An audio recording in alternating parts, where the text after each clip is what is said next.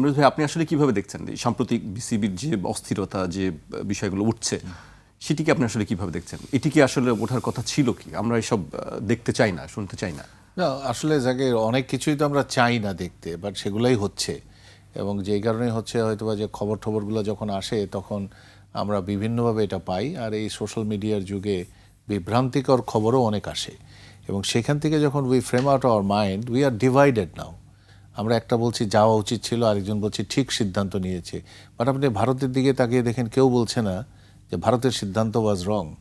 তারা কিন্তু সব এক। তো ওইখানে 120-25 কোটি লোক, তারা যদি এক হতে পারে, আমরা অনলি 20 কোটির মতন মানুষ, আমরা এক হতে পারি নাই। আমরা উই আর ডিভাইডেড বিকজ আমরা আমাদের দেশটাকে ওন করার থেকে অন্য দেশটাকে বেশি বোধহয় নিজের মনে করি। আমার কাছে এরকমটা মনে হয়েছে। আমাকে অনেক হয়তোবা আমাদের শান্তিটা হচ্ছে আমরাও খেলবো না, পাকিস্তানও খেলবে না, তার মানে আমরা জিতে গেছি। মানে ব্যাপারটা অনেকটা এরকম। তো ওই কারণে হচ্ছে যে আমরা অন্যের কষ্টে আমরা খুশি হই, আবার অন্যের খুশিতেও আমরা খুশি হই। তো এইরকম একটা পরিস্থিতিতে আমরা আমার নিজেদেরকেই হারিয়ে ফেলেছি।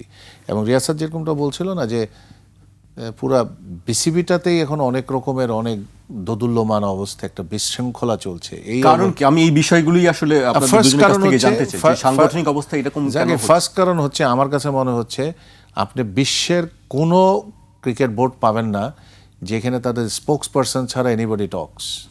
এখানে everybody Tux except the spokes person.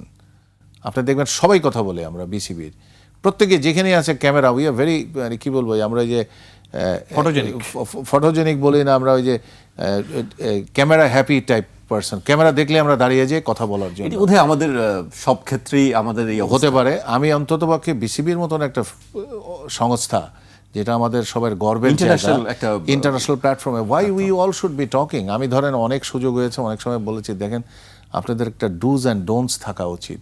Everybody should not be, even I am the best man in the board, if not authorized, I should not go in front of the camera and talk, because এটা আগেও হয়েছে। Cricket অপারেশনে এক কথা বলছেন, coach আরেক কথা বলতেছেন। ক্রিকেট অপারেশনের ডেপুটি এক কথা বলছেন, সাথের আরেকজন যে রিলেটেড শেয়ার এক কথা বলছে। মানে they are not having any coordination. তার মানে এই জায়গাটায় আমরা যখন যাচ্ছি, we have to go and fix up things, এবং আমরা একসাথে থাকার একটা পরিবেশ তৈরি করতে হবে। এই পরিবেশটা তৈরি করতে হলে আসলে সুস্থভাবে আপনাকে ইলেকশনটা করে যাওয়া উচিত ছিল। তাইলে যে সব ঠিক হয়ে যাবে তেমনটা আমি বলছি না, ওই সময় গোলমাল হতে পারে, বাট পরিবেশটাই কিন্তু আমরা নষ্ট করে ফেলেছি। আমি রিয়াসাতের সাথে মিলিয়ে বলবো যে বুলবুলের পরিস্থিতি দেখে আমার আসলে সত্যিকার অর্থে খারাপ লাগছে। কারণটা হচ্ছে আমরা ভুল করে যাচ্ছি, বুলবুল মাপ চেয়ে যাচ্ছে সবার জন্য। This is not expected. Why should A president always continue to beg Apology for others mistakes? তার মানে হচ্ছে আমাদেরকে তো ঘর সামলাতে হবে আগে। আমরা তো উই আর নট ডুইং। এই যে এখন যেরকম কথা আসছে, we had not been very diplomatic, আমরা ডিপ্লোম্যাটিক ছিলাম না, আমরা একদম নো পয়েন্ট অফ রিটার্নে চলে গেছি। এগুলো আসার কারণটাই হচ্ছে আমরা সঠিকভাবে প্রবাবলি কাজগুলোকে উপস্থাপন করতে পারি না। কার করার কথা, কেমনে করার কথা। ধরুন আমি আগে অনেক জায়গায় বলেছি, আমার মনে হচ্ছে যে সরকার যখন এটাতে ইনভলভ হয়ে যায় ডাইরেক্টলি, যেটা সরকার হচ্ছে আমাদের ত্রাণকর্তা, যে কোনো বিপদ হলে ওনারা উদ্ধার করবেন। ওনাদের এজেন্সিস, ওনাদের authority, owner domain is much bigger then the cricket board. সেই জায়গাটাও কিন্তু আমরা দেখলাম যে ওনারাই প্রথম বলে দিল আমরা যাচ্ছি না। তো ক্রিকেট বোর্ডের আর করার কি আছে? কিছুই করার নাই। There is no place for বাফারটাই তো নাই। তো এখন আপনাকে সরকার ওইখানে যদি স্ট্যান্ড করতে চায়, তো সরকারকেই ওইখানে থাকতে হচ্ছে আমরা যাচ্ছি না। দ্যাট মিনস অনলি অল্টারনেটিভ শ্রীলঙ্কায় নাও, আমরা কোনো অপশন নেই না। আমি বলছি না যে আমাদেরকে যদি বলতো চেন্নাইতে খেলা নিয়ে যাবে, আমাদেরকে বলতো যদি মনে করেন আমি অরুণাচলে খেলা নিয়ে যাবো কোনো এক জায়গায়, সেখানে গেলেও আমরা যেতাম। বাট আমরা তো কিছু জিনিস এনশিওর করতে পারতাম, উই কুড ডিসকাস।